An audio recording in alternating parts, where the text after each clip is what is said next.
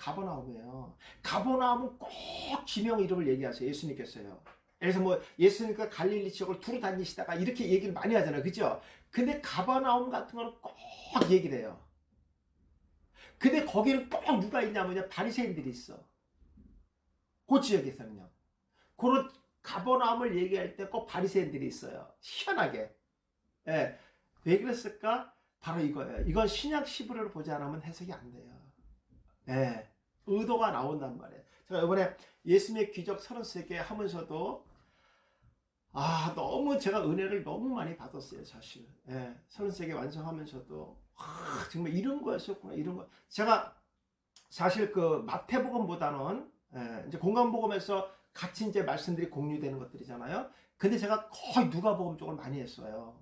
왜냐하면 누가는 아무래도 이방인을 중심으로 글 썼기 때문에 완전히 그 받아들이는 게 달라요. 그래서 또 예수님의 기적은 치유와 연관되어 있잖아요. 그렇죠?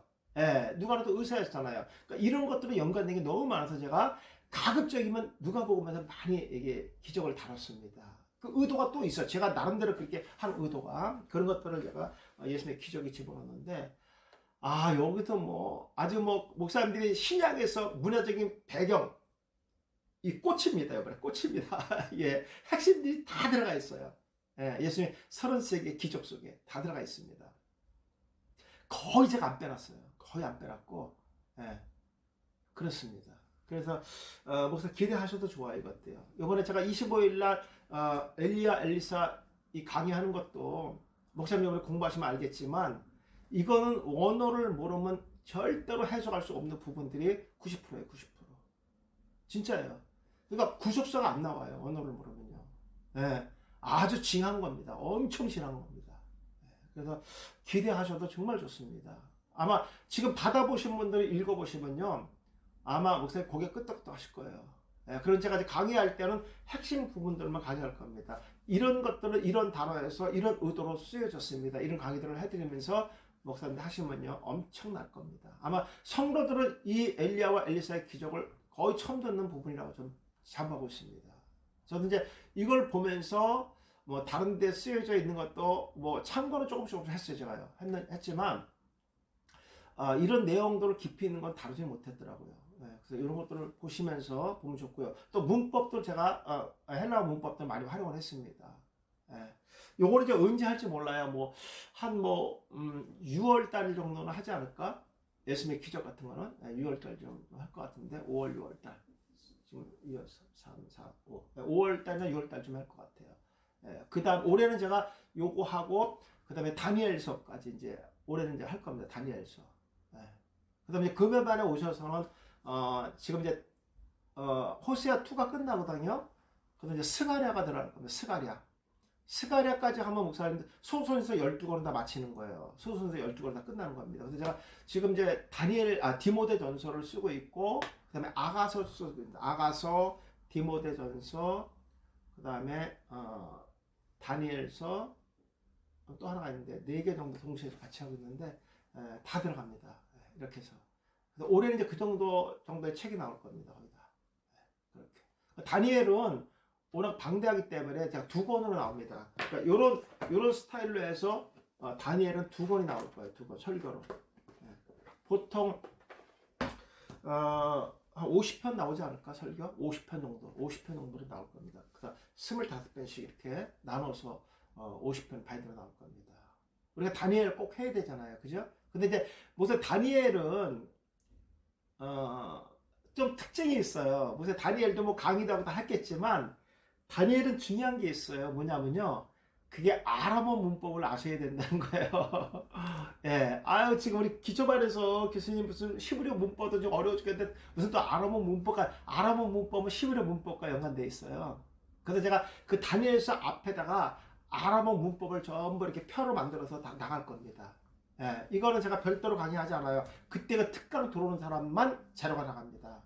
무슨 헬스에드 왔다고 제가 다 드리지 않아요. 그거는 그 바인드 앞에다가 이렇게 한 장으로 해서 앞에 표지에 딱 들어갑니다. 그리고 그날 제가 그 아람어 문법 강의할 겁니다. 그때 들어오신 분들만. 다니엘서는 그걸 하셔야지 완성이 됩니다. 그래 이제 계시록과 연관이 되죠 또.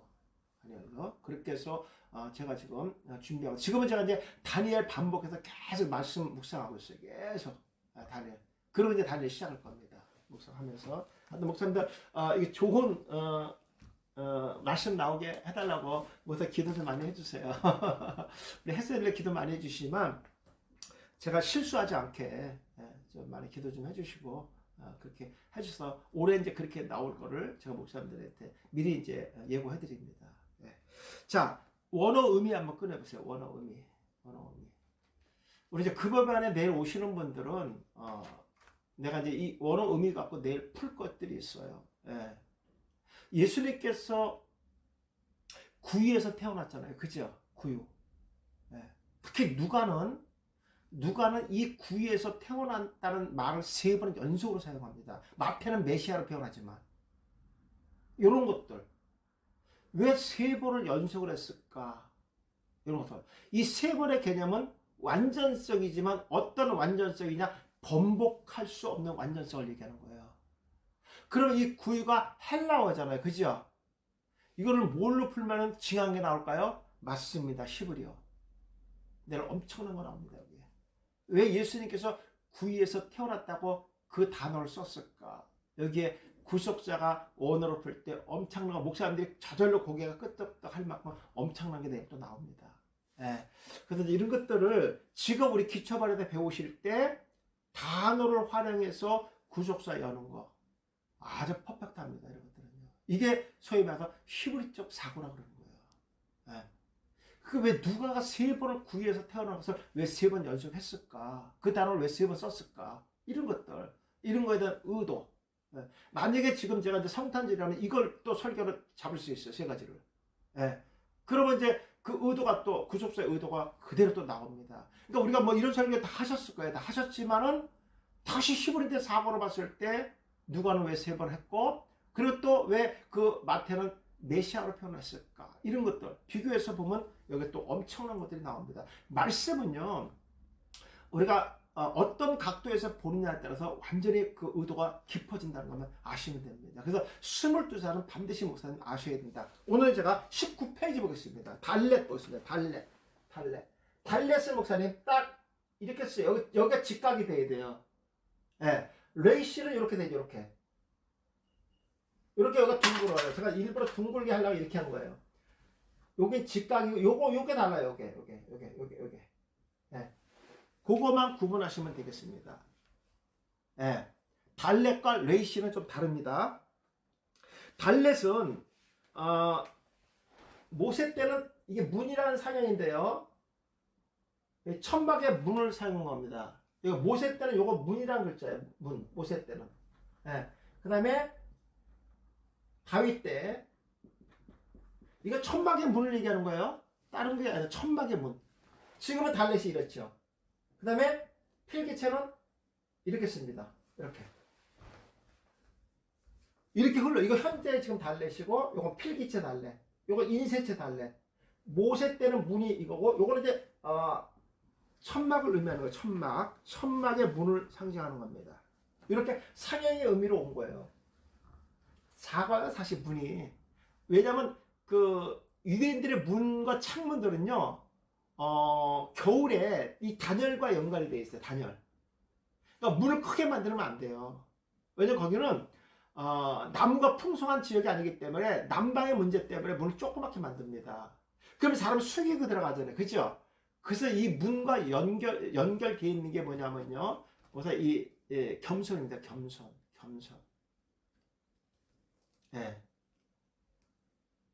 그러면 이거 내일 강의할 건데, 내일 금요일에 강의할 건데, 이 겸손과 연결된 동물이 있어요. 이게 뭔지 아십니까? 나귀입니다. 나귀. 근데 예수님께서는요, 나귀와 나귀 새끼의 단어는 달라요, 목사님. 다르지 않겠어요? 나귀라는 단어와 나귀 새끼의 단어는 각각 다르게 있어요. 의미도 다릅니다. 물론 히브리어 또 다르죠. 또 다릅니다. 그러니까 예수님께서 나귀를 타고 온 것도 아니고 나귀 새끼를 타고 왔어요. 왜 그걸 타고 왔을까? 이런 거에 대한 의도. 내일 제가 깊이 또 우리 달아드리겠습니다. 금요반에서. 우리 목요반은 이제 내일 못 오시는 분들은 다음에 내가 강의 또 나와요, 이거는요. 그러니까, 나 저 금요반 가고 싶어. 그렇게 너무 욕심 부리면 안 돼. 이 과정을 밟고 오셔야지만 이게 가능한 겁니다. 예, 그렇게만 하시면 되고요. 그다음 문은 작기 때문에 숙이고 들어가요. 히브리인들은 고개를 숙였다는 건 전부 다 겸손을 나타내는 거예요. 겸손. 꼭 기억하셔야 돼. 이런 것들은 그냥 목사님들이 입에서 설교 시간에 줄줄 그냥 나와야 돼요. 예, 문함은 작다는 개념과 그다음에 문은 통과의 의미를 갖고 있다. 그 책에 보시면 네 번째 통과, 매달린다는 자체도 있거든요. 예, 우리 문에 매달린다. 그러니까 문에 매달린 건 반드시 문을 통과해서 들어가잖아요. 그죠? 그러니까 만날 수밖에 없어요. 그러니까 우리가 뭔가를 조를 때 문 앞에서 조르잖아요. 그죠? 통과의 개념을 갖고 있기 때문에. 그래서 그건 예수 그리스도의 문에 매달린다는 의미를 갖고 있습니다. 그 다음에 어근적 의미는 들어간다. 겸손, 아까 전에 말씀드렸어요. 그 다음에 순환이란 말인데, 순환. 이게 무슨 말이냐면요. 이 가옥구절을 보시면요. 가옥구절을 보시면, 이렇게 돼 있어요. 이렇게 돼 있고, 창이 여기에 나 있고, 여기에 나와 있어요. 여기. 네. 제가 예수의 기적에 보시면은요. 기적에 보시면, 중풍병자 환자를 네 사람이 들고 와서 지붕을 뚫고 들어왔다. 우린 그렇게 번역을 해놨잖아요. 그죠? 그 지붕을 뚫은 게 아니라요. 환풍구를 통해서 들어온 겁니다. 예, 번역이 잘못된 거예요. 그 당시에 번역에는 이 문화적인 배경을 몰랐기 때문에 그냥 이렇게 번역을 한 겁니다. 근데 한국교회는 그거잖아요. 이렇게 지붕을 뚫고 들어올 만큼의 믿음이 있으니까 치료받았다. 네 사람의 헌신이 없었다면 이 사람이 어떻게 치료를 받을 수 있었을까? 여러분도 지금 중풍병자와 같이 세상에서 교회에 나올 수 없는 저들에게 복음의 말씀을 가져가서 그들을 들고 교회로 반드시 데려와야 됩니다. 그래야 복을 받고 그래 치료받습니다. 할렐루야. 이러면 아멘 그러냐, 그죠? 이렇게 설교하시면 안 돼요. 미안합니다, 목사님. 예. 그러면 그 사람들이 헌신이 없으면 이 사람 구원 못 받아요? 그럼 예수님은 거기 왜 오셨어요? 그 중풍병자 한 사람대로 왜 오셨는데요? 그게 어딘데요? 그게 가버나움이에요. 예. 그러면 예수님께서 한마디 하셔야 되잖아요. 네 병이 낫다는 되잖아요. 그죠? 근데 무슨 말 합니까? 출산을 받아 이 소리 하잖아요. 소자야, 침상을 들고 가라 그랬어요. 그렇죠? 그래서 한국교회는 전부 다 그 어린애로 얘기하는데 천만의 말씀. 천만의 말씀. 어린이 어른. 왜 어리냐? 어린아이가 침상을 들고 와서 거기 침상 무척 무거워요. 네. 그 단어가 어떤 단어 썼냐 이걸 보셔야 돼요. 그러니까 우리가 잘못된 것들이 너무 많단 말이에요. 네. 그래서 이걸 아주 조그맣게 만듭니다, 문을요. 네. 그래서 숙이고 들어가야 되고요. 요거는 뭐냐면요, 환기예요, 환기. 환기를 시키는 거예요. 네. 낮에는 캄캄해요. 그래서 낮에 나와서 거의 다 활동을 하는 겁니다. 네. 덥고. 그래서 이걸 순환시키자면 밤에 잘 수가 없어요. 더워서. 왜? 이 집들도 돌집이에요, 돌집. 달궈지기 때문에 무척 뜨거워요. 그래서 공기 순환을 하지 않으면 살 수가 없습니다. 그래서 이 문은 순환의 의미가 있어요. 문, 순환. 그러니까 예수 그리스도가 구속서로 봤을 때 양의 문이라 그랬잖아요. 예수님 자체가 뭡니까? 우리의 더럽고 흉악한 냄새들을 깨끗하게 정화시켜 주시는 분 누구냐? 예수 그리스도시라는 거예요. 이해 가시겠죠? 이게 구속서를 근거를 지금 제가 말씀드리는 거예요. 예수의 양의 문이라 했잖아요. 그 문을 통과하는 자에게 소망이 있는 거예요. 소망. 기쁨이 있는 거예요. 그 단어가 뭐냐면 코프라는 단어입니다. 코프. 소망, 통과, 단웃기라는 게 있잖아요. 그죠? 이게 어디 구이라는 단어에 이 단어가 들어갑니다. 낙에도 이 단어가 들어갑니다. 이런 것들을 제가 내일 강의합니다. 자, 그 다음에 거기 보시면요. 숫자적으로 4의 의미가 있어요. 예를 들면 성전의 문이 4개로 되어 있죠. 동서남북을 상징하는 것이고요. 4복음을 나타날 때 이 4의 의미를 갖고 있습니다. 하늘의 숫자와 땅의 숫자. 그러니까 3은 하늘의 숫자, 4는 땅의 숫자예요. 그래서 3과 4가 더하면 7 완전수가 되는 거예요. 하늘의 수와 땅의 수가 합친 것이 완전한 수예요. 이것을 함께 주관하시고 통치하시는 분 누구십니까? 걸어가신 하나님이시라는 거예요. 그래서 그 7이 완전수가 되는 겁니다.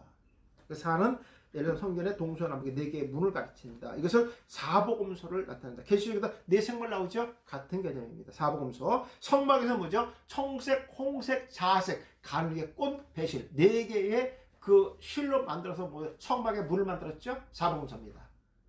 이것의 의미들이 다 있어. 전부 예수 그리스도를 상징하는 그런 문이다. 그래서 예수님께서 양의 문이라는 것이 전부 구속사와 연결된다. 그렇게 보시면 되겠어요. 그 다음에 이제 나타나는 것이 이제 그 달라라는 단어를요, 목사님. 예. 이 달렛이라는 단어, 이게 달라라는 단어, 그죠? 자, 요걸 제가 사용을 한번 풀어볼게요. 달라. 예. 요건 문이잖아요, 문. 문. 겸손. 그 다음에 이게 뭐죠? 지팡이잖아요, 지팡이. 그죠? 그 다음에 뭐, 배움. 그죠? 요거는 계시와 생명. 그 다음에 호흡. 숨이죠, 숨. 네, 이런 뜻이에요. 달렛이라는 단어가. 네. 누구를 상징하는? 예수를 상징하는 거예요. 간단하게 금을 통과하는, 겸손하게 통과한 자들이 자신 예수 그리스도를 통과한 자는 영적인 생명을 얻고 숨을 쉬는 거예요. 그리고 그 안에서 뭡니까? 우리의 목자이신, 지팡이가 목자이신 예수님으로부터 우리가 배움을 받는 제자라는 뜻이에요. 이게 달렛이라는 단어 속에 들어가 있습니다. 그래서 예수님께서 내가 양의 문이다. 내 문을 통과하는 자가 그 안에서 먹고 마시는 거예요. 네. 왜? 생명을 얻었기 때문에. 영적인 호흡을 하는 거예요. 예수의 문을 통과하지 않으면 이런 복을 받을 수 없다는 거예요. 정말 은혜 됩니다, 진짜로. 네. 이 문이라는 단어 속에 이런 뜻이라고 합니다. 그래서 이 단어가 들어가는 사람이 누구냐면요. 다윗이잖아요, 다윗.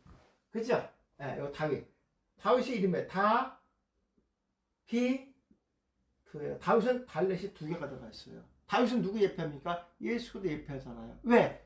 다윗이 갖고 있는 게 뭐예요? 오른손 지팡이죠, 지팡이. 그 라메도 아니겠어요, 지팡이. 그런데 다윗은 예수를 예표하는 인물이다. 예. 다 연관되어 있어요, 목사님. 예. 겸손한 자, 다윗. 겸손하죠. 정말 겸손하죠. 하나님께서 이런 자를 들어 쓰시는 겁니다. 그래서 예수님의 기적에 보시면 그런 얘기 하잖아요. 꼭 뭐 소경이나 이런 자들이 나병에 걸린 사람이 꼭 얘기할 때 다윗의 자손 이렇게 뭐 다윗의 자손이야 이거 부르잖아요. 무슨 말입니까? 메시아라나 메시아. 이사야의 선지자에 얘기했잖아요. 예언했잖아요. 메시아가 오면 이 시각장애인들이 눈을 뜨고 말 못하는 자들이 입이 열린다 그랬잖아요. 그렇죠? 그래서 그들이 뭐라니까? 다윗의 자손 메시아라고 부르는 거예요. 다윗의 자손이야. 그때 예수님께서 반응을 보이잖아요. 반응 다. 그런 의도를 갖고 있다. 제가 강의할 게 너무나 많은데 이러면 이제 진도가 안 나가고 목사님들 듣기는 좋을 거야. 제가 계속 들어가면은. 근데 이 정도 멈출게요. 진도가 안 나가요. 할 말이 너무 많아요. 이거에 대해서. 제가 성경 구절 갖고 와서 다 해버리면요. 이것만 갖고도 하루 종일 해야 돼요. 너무 많습니다. 제가 이 방대한 것들을 조금씩 열어드릴게요. 그리고 또 설교에서도 조금 다뤄서 열어드리고 이렇게 해서 조금씩 해드리겠습니다. 가장 중요한 게 뭐냐면 목사님 기본적으로 히브리어의 이 단어 22자를 거의 목사님들이 외우는 거 아니라서요. 확실하게 인식하고 있어야 됩니다. 그래야 구속사가 열려요. 무슨 가장 중요한 게 성경의 핵심은 구속사입니다. 그것이 복음이에요. 그게 설교예요. 그냥 우리가 성경 지식만 많이 알아서 성경 이야기만 들이다 버리고 그게 도덕적 윤리적으로만 적용해 설교하면요. 그건 설교 복음이 아니에요, 목사님. 근데 대부분 다 그렇게 설교를 하세요. 내용 보면 전부 그렇습니다. 특히 큰 교회 목사님들은 제가 모르게 몰라도 99%다 그렇게 설교하시더라고요. 내용들이. 복음적인 게 거의 뭐 1% 정도만 그렇게 상위 1%만 원어적인 설교, 구속 설교하지 나머지 전부 다 도덕 윤리 설교예요. 어떤 목사님들은 본문하고 좀 관계없는 얘기, 본문을 읽어놓고 그거에 관한 얘기 전혀 안 하고 끝나시는 분들이 거의 다 그렇게 합니다. 말씀의 부재 때문에 그래요. 그러니까 그 말씀에 하나님의 의도를 전부 모르고 올라가는 거예요. 그러니까 사람들이 듣기 좋은 소리만 지금 하는 거예요.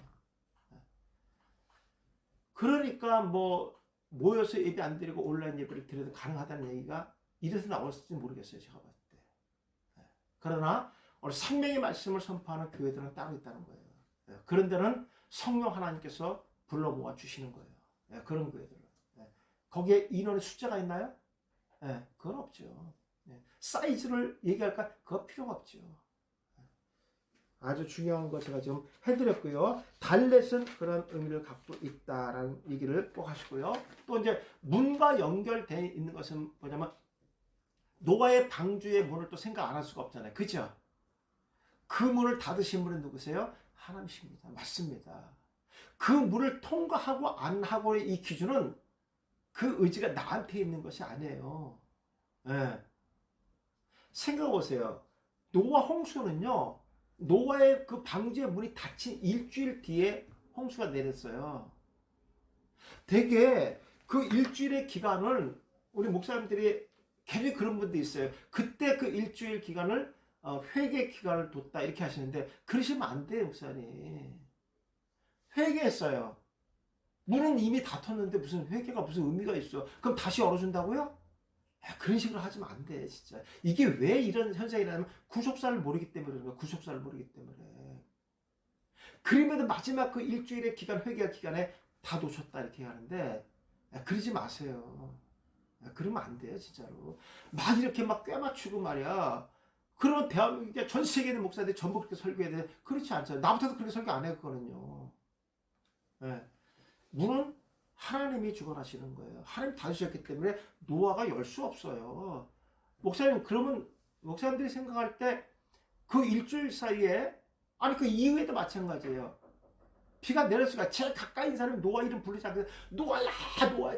왜 비가 처음 내린 걸 봤거든요. 진짜거든요. 노아야, 노아 잘못했다고 문 열어. 왜 안 했겠어요? 소리 질렀겠죠. 노아 같으면 열어줘야죠. 자기 형제들이, 동생들이 막 뛰어왔을 거예요. 형님 도와달라고.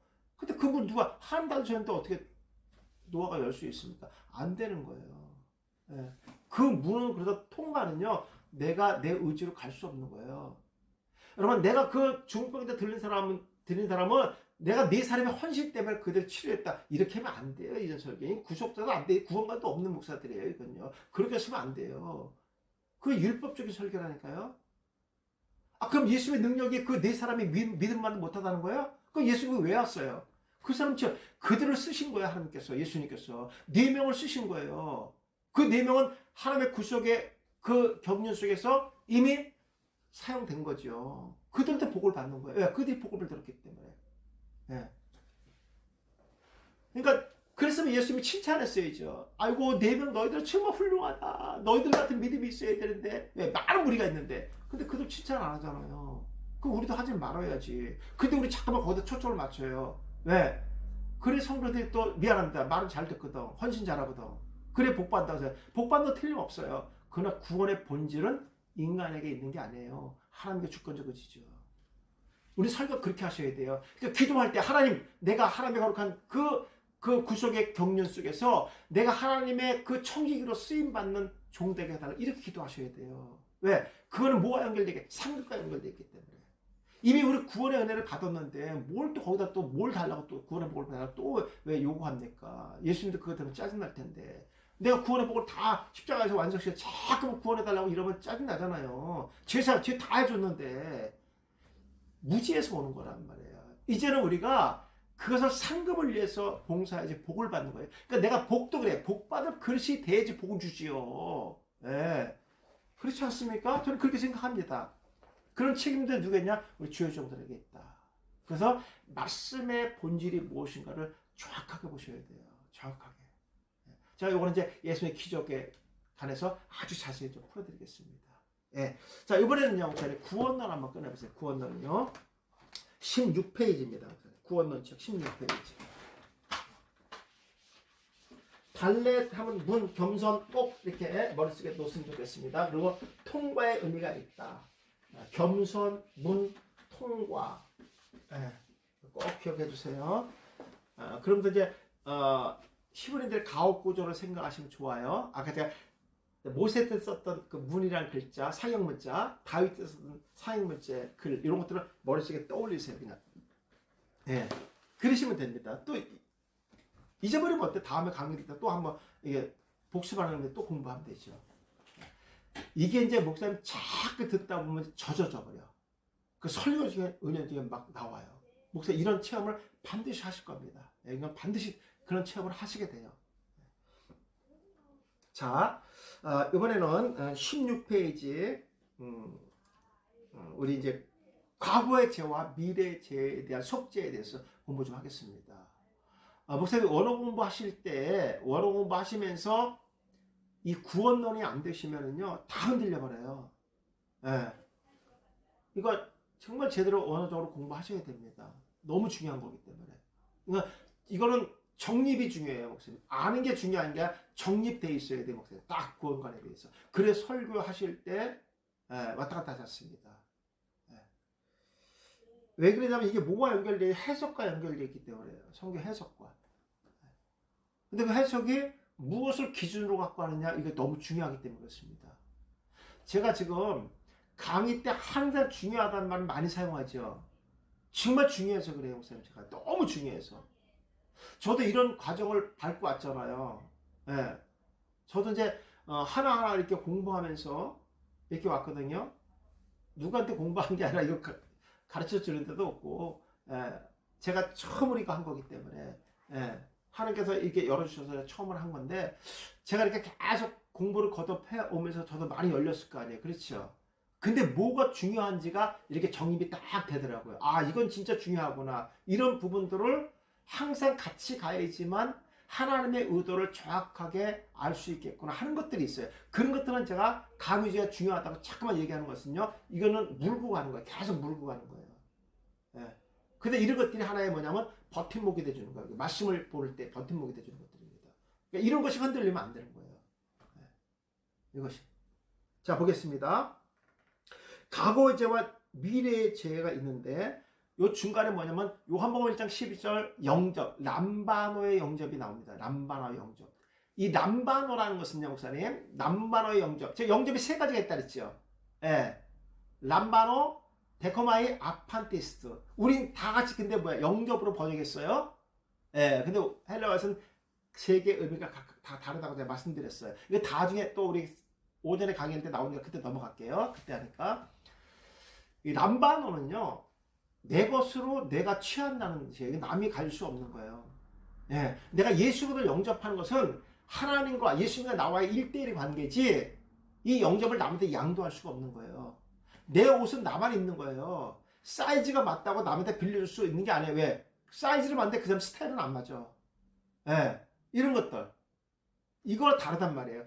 다 완벽하게 똑같이 맞을 수 있느냐? 그런 건 없죠. 그래서 이 영접은 남바라 영접이다. 그러면 우리 과거의 죄와 미래의 죄, 성도들이요, 대개 이 십자가의 사역은 과거에 우리 지었던 이 원죄만 해결된 것이고 미래의 죄는 해결된 것이 아니다. 이렇게 보시는 분들이 있어요. 그렇지 않아요. 그러니까 십자가의 사역은 뭐냐면 과거의 죄와 미래의 죄까지도 다 씻어줬는데, 그 과거와 미래의 죄에 무엇을 씻어줬냐? 그것이 원죄와 자범죄입니다. 이 두 가지를 십자가에서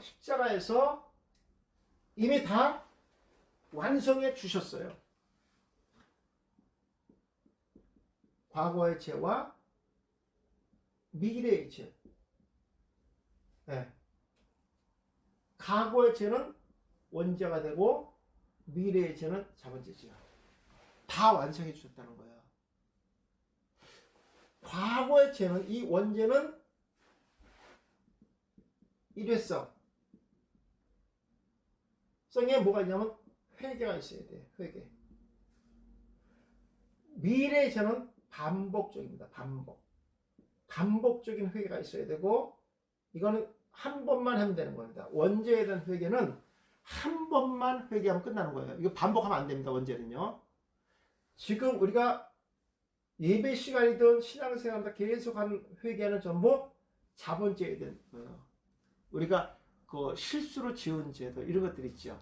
예, 살면서 지은 죄도, 뭐 거짓말하는 것부터 시작해서 알고 모르게 하는 거, 이런 총망라해서 이것은 우리가 회개할 때마다 씻어지는 겁니다. 왜? 이미 예수님께서는 미래의 죄까지 전부 다 십자가에서 해결해 주셨기 때문에.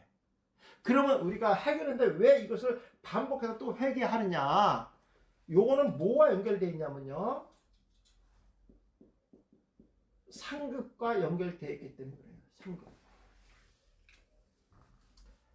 다시 한번 정리할게요. 요거만 딱 알고 있어도 성도들이 완전 달라집니다. 예수의 십자가의 사역은 과거의 죄와 미래의 죄까지 완전히 청산해 줬습니다.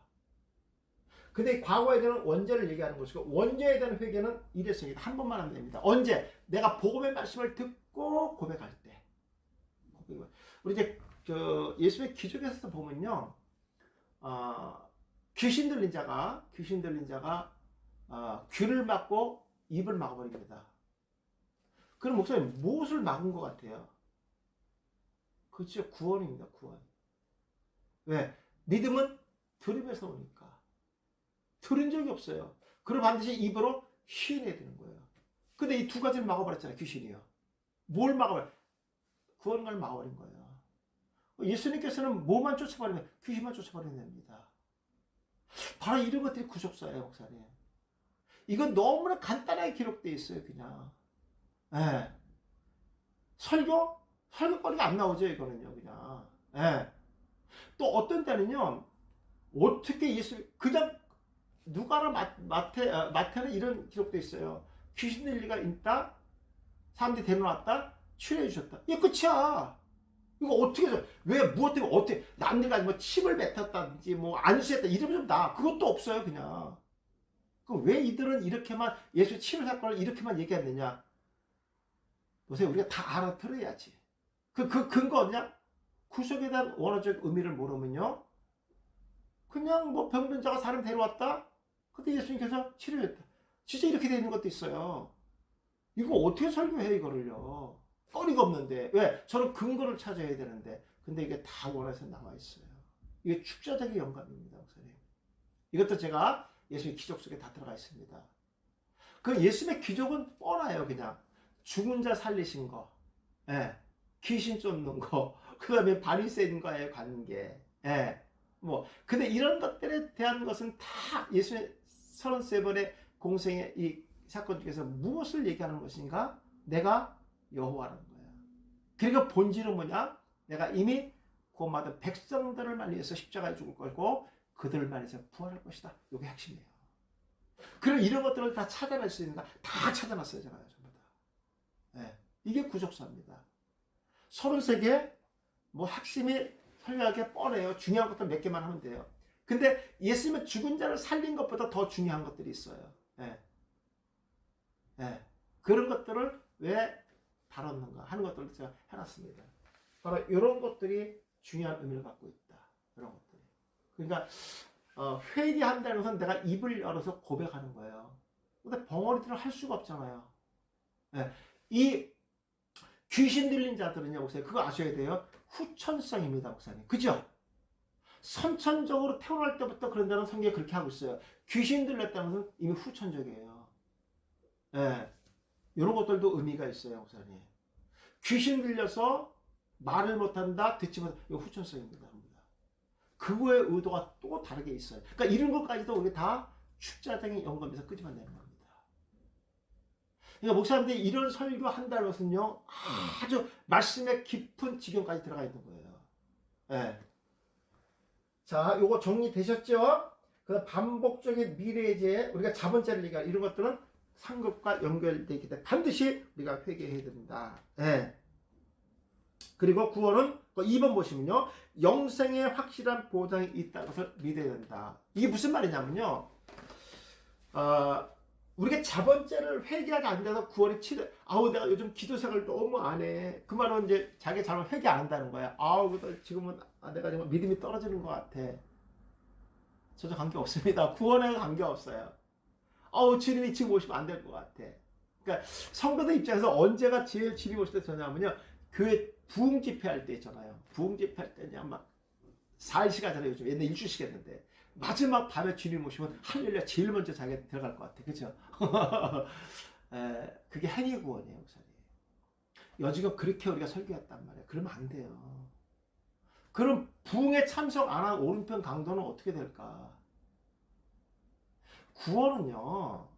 구원은 우리의 행위와는 상관없어요. 이 행위적인 이런 것은 뭐와 연결돼요? 상급과 전부 연결되어 있는 거예요. 자꾸 이거 구원과 전체를 전부 구원과 싸잡아서 하지 마세요. 이게 신학적인 용어로 신인 협동이 되는 거예요. 그러면 목사님 우리 대가가 조금이라도 들어갔는데 내 노력이 들어갔는데 무슨 이게 은혜야. 우리 값없이 받았다며. 무슨 값없이 값을 내가 치렀는데. 아, 내가 교회 헌신하고 봉사하고 전도하고 이런 것이 구원과 연결시켜진다면서요. 그럼 내 이 값을 치렀는데 무슨 값없이 받는 거야. 말이 안 맞잖아요. 그것은 다 뭐와 연결? 이거는 구원받은 백성들에게 상급과 연결되어 있다. 그럼 이 상급의 기준은 뭐냐? 성화와 연결되어 있는 거야. 성화는 뒤에 바로 나옵니다. 아셨죠? 그러니까 이런 것이 정립이 돼야 돼, 성도들이요. 이거 안 되면요, 오락가락 하는 거예요. 오락가락 하는 거예요. 그러니까 자꾸만 하나님 값없이 십자가에서 이 2000전에 우리의 원죄와 자본죄를 다 청산해준다 불과 지금도 나는 이 구원의 문제가 해결 안 된 사람 많아요. 무슨 다른 거 없어요. 무슨 구원도 시작할 때 처음에 딱 질문해 보세요. 여러분 다 눈 감으세요. 나도 눈 감습니다. 나도 눈 감습니다. 자, 내가 구원받았다고 생각하는 사람, 지금 당장 오늘 주님이 이때 오시면 내가 천국 갈 수 있다. 손 들어보세요. 거의 못 듭니다. 목회자가 정말 무릎 꿇어야 돼. 그거 보면서. 목회자 책임이에요. 물론 하나님이 역사하시는 건 주권은 하나님께 있지만 정말 그 믿음은 뭐에서 들음에서 오는 거예요. 내가 생명 있는 말씀을 선포하지 못했기 때문에 오늘 저들에게 구원관에 대해서 확실한 복음의 확신성을 못 줬기 때문에 저들이 지금 쭈삐들 못 드는 거예요. 그리고 또 하나 뭔지 아십니까? 에이, 저 집사는 뭐 주일에 한 번밖에 안 나오는데 그래도 뭐 저 장로님 정도 돼 뭐 떳떳하게 일지 장로 새벽기도 다 나오시는데 다 행위 구원이에요, 목사님. 왜? 전부 여기다 설정해놨기 때문에. 오늘 우리가 임직하는 것도 마찬가지 아니에요? 저 헌금도 많이 되고 교회 좀 공덕을 세운 사람들 많이 세우잖아요. 그렇죠? 그거는 교회에서만 보여지는 거잖아요. 그 장로가 세상에 나가서 무슨 짓 하는지 알아요, 목사님들? 몰래 술집 가서 미안합니다. 그런 짓 하는 거 다 검사해봤어요? 안 해봤잖아요. 교회에서 보이는 것 갖고 주잖아요. 이것도 우리가 한번 생각해 보셔야 돼요, 목사님. 그래서 교회에서 기준을 세워버리면 돼. 일단 말씀이 제대로 되어 있는가. 그 임직시킬 때 구원관에 대해서 집중적으로 강의하시고요. 그리고 마지막 자기가 구원관에 대해서 구원에 대해서 써내야 돼. 신앙 고백이 있어야 돼요. 난 그렇게 생각하는 목사입니다. 정말 저희가 교육부터 시켜야죠. 다 같이 안 됐으니까. 이번 기회에 너희들이 정말 임직을 받으려면 이런 것부터 제대로 되어 있었다. 근데 이 구원관에다 강의를 해드리고 안 나오면 딸락 시켜버리세요, 그냥. 기준을 세워버리면 돼, 교회에서 처음부터 그냥. 우리 이렇게 합니다. 그리고 뭐 공동회의인가 어디서 아니 당회에서 결정하시고 그냥 선포하세요. 그리고 시작하시면 되잖아요. 그러면 문제가 없습니다. 아, 이전 거 뭐 잘못하면 어때? 이제 임직 받으면서 그렇게 살기를 결단하면서 가면 되는 거니까 이거 심어주시면 되는 거예요. 네. 그러면 흔들림이 없죠. 흔들림이 없어요. 말씀으로 채워진 이 임직자들은요, 목사님들한테 흔들지 않습니다. 속담만 까불지 않습니다. 네. 저는 그렇게 생각합니다. 다 누구 책임? 목회자 책임이다 생각하시면 됩니다. 넘겨보세요. 17페이지. 자, 나의 모든 죄는 2000전에 예수께서 십자가에서 죽으심으로 모든 사라졌다. 나의 모든 죄가 예수님께 전가되고 그의 의가 나한테 전가된 것이다. 구원의 확신은 하나님이 주시는 것으로 내가 구원받아 영생을 보장받았다고 해서 믿어지는 것도 하나님 주신 축복이다. 그러면 이제 목사님들이 이제 이런 것들은 근거, 지금 제가 이렇게 구원론에 대해서 이렇게 설명을 드렸잖아요. 이런 근거가 있냐? 성경적 근거가 있냐? 있죠. 우리가 예수님께서 십자가에 골고다 올라가실 때 구른의 시몬 사건을 잠깐만 끼워놓죠. 잠깐 끼워놓잖아요. 그죠? 바로 이런 거예요. 이런 거. 네. 그러니까 이런 것들이 공부하는 것을 설교에 이게 접목시켜야 되는 거예요. 우린 여기서 어떻게 했습니까? 이렇게 설교했잖아요. 그 수치스러운 십자가를 억지로 졌다는 거야. 구른의 시몬이. 억지로 졌지만 그래도 그가 구원받았다는 거예요. 이건 율법적 설교예요, 목사님. 구원관 안 돼 있는 목사들이에요, 전부 다. 100% 안 돼 있는 목사들이에요. 그러면 억지로 졌기 때문에 구원받았다. 억지로 져야지 복을 받는다. 이런 식으로 했어요. 그럼 구원의 주체가 누구한테 있는 거예요? 구원의 시몬이잖아요. 그럼 예수 십자가는 뭐하러 짐집니까, 그거를요? 그럼 만약 구원의 시몬이 끝까지 죽으면 죽으다 거부했어요. 예수의 십자가 죽으시면 미안합니다. 이렇게. 개 죽음이잖아요, 그럼요. 우리가 은연중에 이런 설교하고 있다고요, 목사님. 그러면 그 무슨 말이냐? 보세요. 그래서 축자의 영감을 제가 얘기했잖아요. 억지로 지게 한 것은요, 구른의 시몬이 억지로 지게, 잘 읽어보세요. 로마 병사가 억지로 지게 한 거예요. 이걸 파발이란다, 파발. 파발. 잘 읽어보시라. 그러니까 어떤 큰 목사가, 큰 교회 목사가 한 번 설교하면 다 그렇게 쫓아해. 주석에 그렇게 전부 그렇게 쫓아해. 구른의 시몬은 억지로 진 적이 없어요. 예. 그럼 왜 예수님 골고다 사건에 구른의 시몬 십자가 진 사건을 왜 낑겨놓았을까? 이걸 한번 생각해 보세요. 우리 성경에는 십자가를 짊어졌다고 돼 있어요. 그죠? 근데 원문에서 뭐냐면 옮겨졌다 이렇게 돼요. 옮겨졌다. 그 다음에 그 구른의 시몬이 졌던 십자가를 예수님이 다시 짊어졌다 이렇게 돼요. 근데 원문에서 또 옮겨졌다 그랬어요. 그럼 옮겨졌다는 말이 무슨 말인가? 예수 그 십자가의 의가 구른의 시몬은 디아스포라예요. 6월절 절기를 지키러 왔다고요. 가족이 전부 다.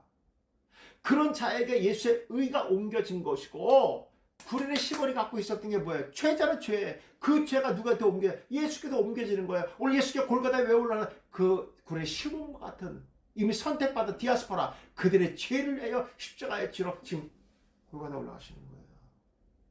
이해가시겠습니까?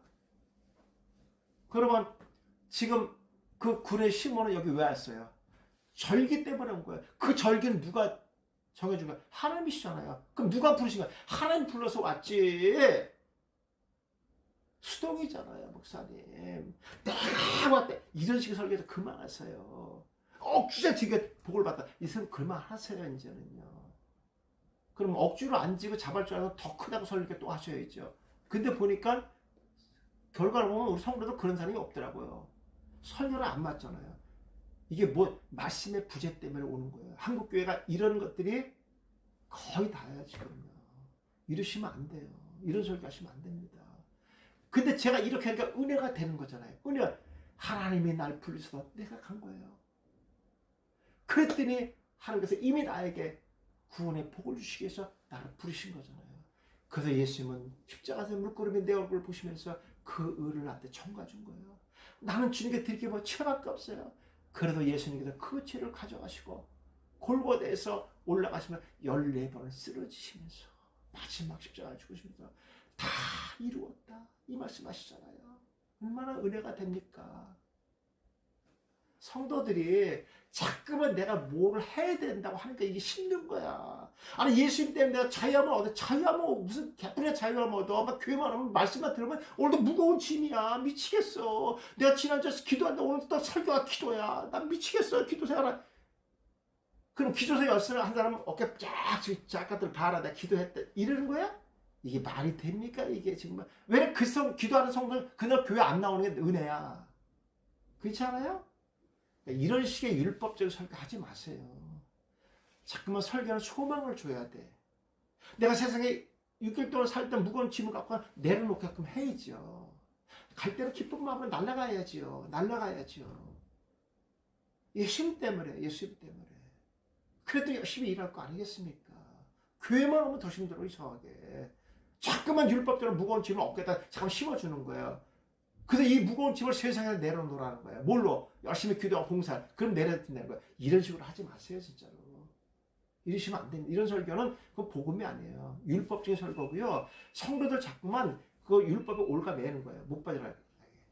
물론 이렇게 하면 교회 부흥은 잘 되고 목회는 쉬울지 모르겠어요. 근데 하나님은 되게 싫어하세요. 하나님 되게 혼내실 거예요. 이러면. 그러면 안 됩니다. 우리가 이런 것들을 보시면서 구원관이 제대로 되어 있어야지만 성경을 보는 눈이 열리는 거예요. 그러니까 뭐가 열리는 겁니까? 구원의 심한 사건을 왜 중간에 끼어났을까? 바로 이 메시지도 주고 있는 거예요. 그러니까 십자가에서 이미 그 의가 나한테 전가되고 내 죄가 예수께서 전가되면서 뭐가 돼? 연합이 이루어지는 거예요. 연합. 아주 중요한 얘기예요. 하나가 되는 겁니다. 하나. 그러니까 그런 목사님 생각할 때 거기 디아스포라 많은 유대인들이 많은데 왜 유독 군의 시몬만 그렇게 했을까? 그죠? 청함받은 사람, 유월절 절기를 지키기 위해 청함받은 사람 많이 있지만 택함 받은 사람은 적다는 거예요. 오늘 그 적은 수에 내가 들어가 있다는 게 얼마나 감사할까? 얼마나 감사할까 지금? 나만 이거 감사할까? 지금 내가 막 흥분이 되고 막 너무 내가 뜨거워지는데 이거 전달이 되나 모르겠어요. 목사님들한테 지금. 얼마나 감사해요. 예. 내가 그 구련의 시몬이었다는 게 얼마나 감사해요. 그 많은 사람이 있는데 베란다에 예수님께서 이성호 씨 이렇게 불러서 그 많은 사람에 이성호 씨 이리 오라는 거야. 나야 나 저요? 너 오라는 거야. 그러면 통로가 쫙 만들어져. 많은 사람이 나를 부러워하지 않겠습니까? 그렇게 불렀다고요, 우리를. 그 천하의 많은 피조물 중에서 나 한 사람을 위해서 예수님 십자가 죽으셨다니까요. 그 내 이름을 부르신 거예요. 아, 나 생각만 해도 막 지금 막 닭살이거든요. 얼마나 은혜야. 그 수천 명, 수만 명이 모이는 거에 내 이름을 부르는 거예요. 이거. 내가 너의 죄를 위해서 십자가지를 갔는 거예요. 너는 이제 죄인 된 삶을 살지 말라는 거예요. 예수님 나한테 와서 귓속으로 말씀해 주는 거예요. 성화야, 너는 이제부터 죄인이 아니야. 너가 이제 반복적으로 와서 6월절 절기를 해서 동물 제사 하지 않아도 돼. 내가 다 씻어줄게 한 번에. 예수님 정말이요? 그래. 너만 위해서 하는 거야. 이렇게 많은 사람이 한데 그래 너만 위해서 하는 거야. 내가 한 게 뭐가 있어요? 내가 의지를 아니 그분이 불러서 오신 거예요. 그분이 나를 사랑하셔서 불러주신 거예요. 그분이 불러서 내가 교회 나온 거예요. 근데 오늘도 예수님은 나를 물끄러미 보시면서 말씀을 주세요. 오늘 담임 목사님부터 당회장 목사님부터 오늘도 예수의 음성을 내가 듣게 하시는 거예요. 얼마나 감사하겠습니까? 이게 복음이에요. 제가 이렇게 지금 강대 설교한다면요, 성도들은 어디다 대고 아멘 하겠어요? 무슨 말씀에다 아멘 하겠어요? 이걸 하지 말래도 그냥 나와. 좀 작은 소리를 좀 하면 어때? 아멘.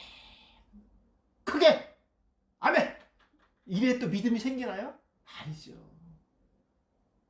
그냥 그거는 성령님이 알아서 하실 거야. 저 사람 소리가 솔직히 우리끼리 그랬잖아요. 소리가 크게 하면 내가 좀 우쭐했잖아요. 기분 예배는 목사는 기분 맞춰주는 게 아니에요.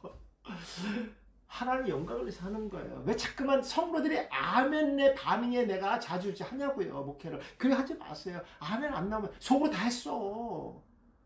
그거 꼭 안 하면 어때? 꼭 취임새 같이 말이야. 할렐루야 불러서 할렐루야가 또 아멘 부르는 소리인지 난 모르겠어요, 진짜로. 난 안 해봐서 한 번도 안 해봤어요, 난 그런 거. 못 하겠더라고요. 그냥 하나님이 만지시는 거야. 그냥.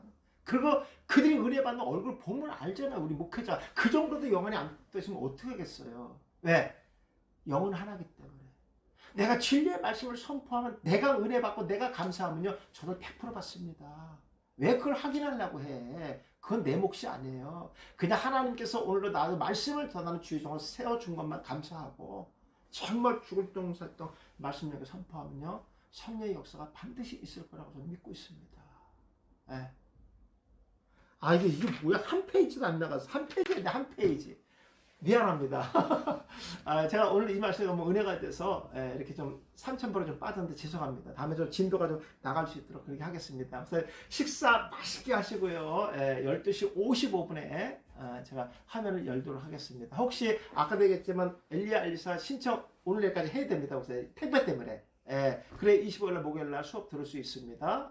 사정 없는 분들도 신청하시면 좋을 것 같고요. 목요일은 꼭 있어야 되니까 식사 맛있게 하시고 12시 55분에 만나도록 하겠습니다. 감사합니다. 수고하셨습니다. 고맙습니다.